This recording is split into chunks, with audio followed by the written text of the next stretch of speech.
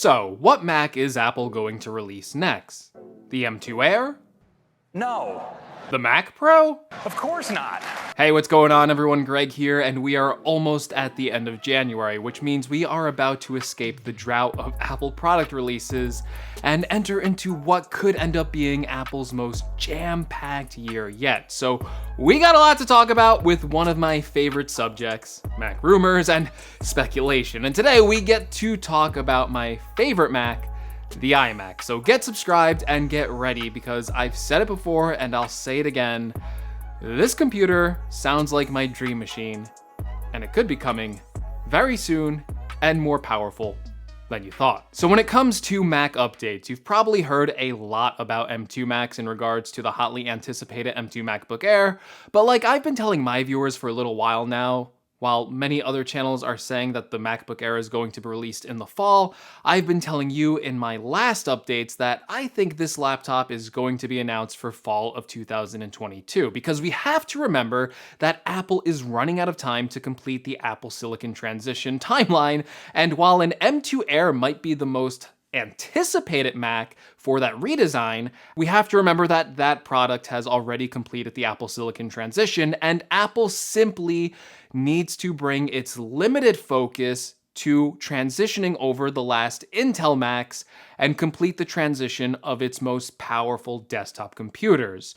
Two of those computers are due for an update that I think we will see updated this spring. That would be the 2022 Intel Mac Mini, and of course the bigger 27-inch Intel iMac, or as I think most people are calling it now and speculating, the iMac Pro. Now, I think these two Macs are the next one to be updated with Apple Silicon, and I think they should be launched around the same time. First of all, the Intel Mac Mini is perhaps the worst valued Mac you can buy right now at above $1,000, and when you're getting a computer for above $1,000 with worse performance than the cheaper entry-level model that sells alongside of it, the M1 Mac Mini, yeah, I don't know why anyone would buy this computer right now. So to me, that is the Mac that needs to be updated the most. And honestly, it might be the easiest Mac for Apple to update because of how little they would actually have to change about the existing Mac Mini design.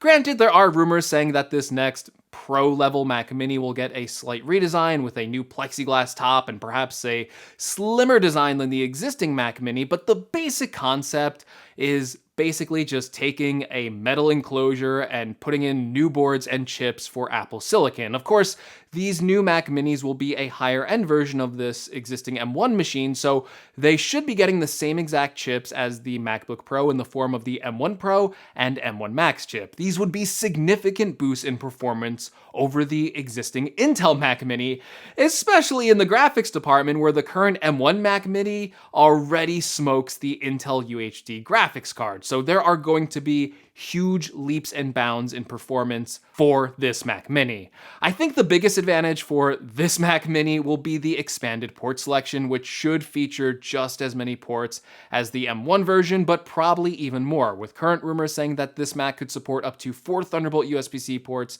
2 USB-A ports, an HDMI port, and an Ethernet port. Overall, I think when this desktop finally does come out, I think it will end up being one of the best valued Macs on the market, and I think it will come in at around $1,300 for 512 gigabytes of storage and 16 gigabytes of unified memory with the M1 Pro chip inside of it, and I think it will be a creative desktop workstation capable of delivering tremendous amounts of power in that really small size, and will probably be one of the better options if you want a Mac but already have things like a monitor and you want that nice robust port selection. As for the iMac Pro, this is where things are going to get really interesting based on some recent rumors we have from Dylan DKT talking about what sort of processing power we can expect out of this machine. But first, let's talk about what this iMac Pro is and what it isn't. Now, this iMac Pro will basically be getting a new design over the old crusty looking Intel version that should look pretty similar to the 24-inch iMac redesign that we got last April, except it will come with a bigger 27-inch display,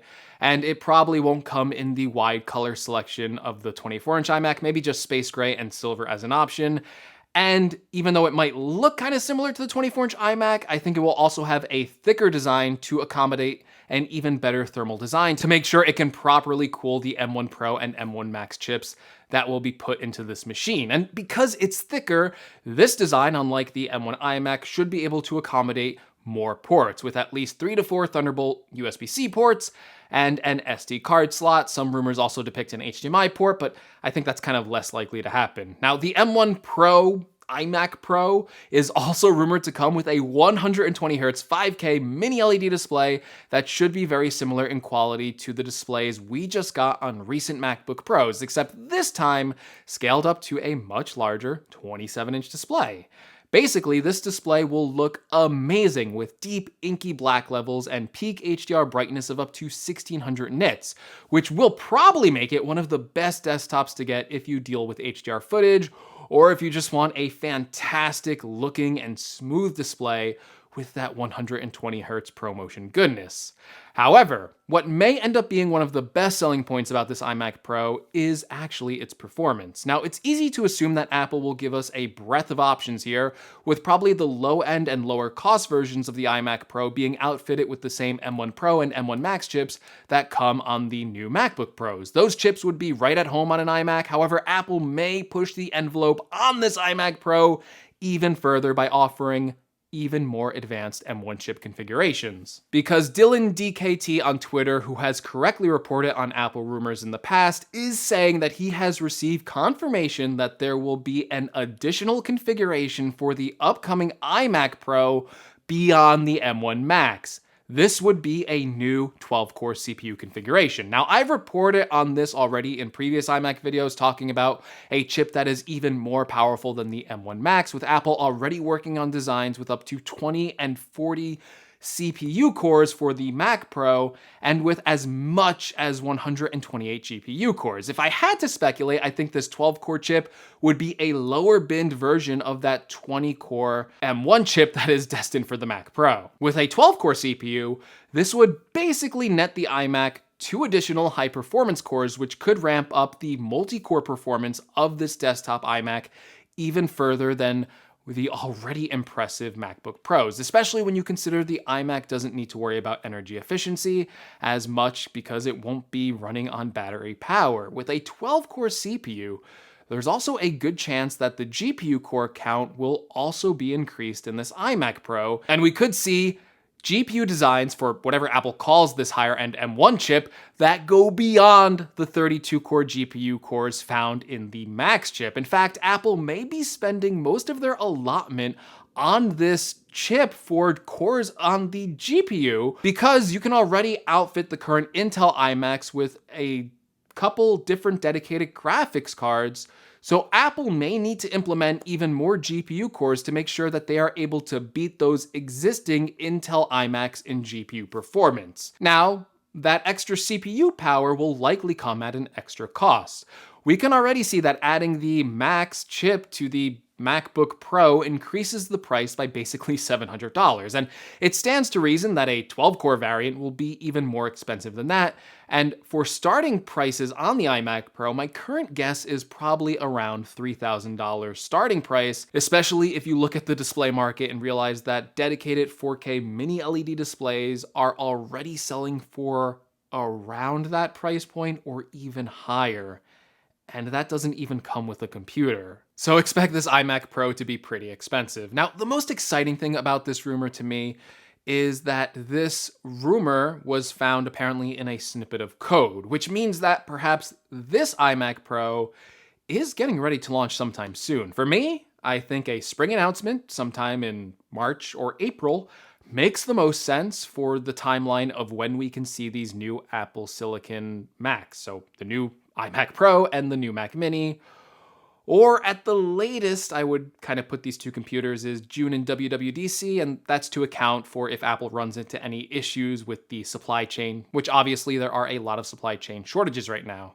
Either way, these two new Macs will probably be the next ones released in the lineup, followed by the Mac Pro sometime after that. And I can't wait to see what these machines finally look like, but I want to hear from you, so let me know what you think about these new Macs, and let me know if you're planning to buy them or what sort of features you would like to see on these desktop class machines. And as always, if you liked the video, be sure to leave me a like. If you want to see more, make sure you're subscribed. And as always, thank you so much for watching, and I will see you all in the next video. Take care, everyone.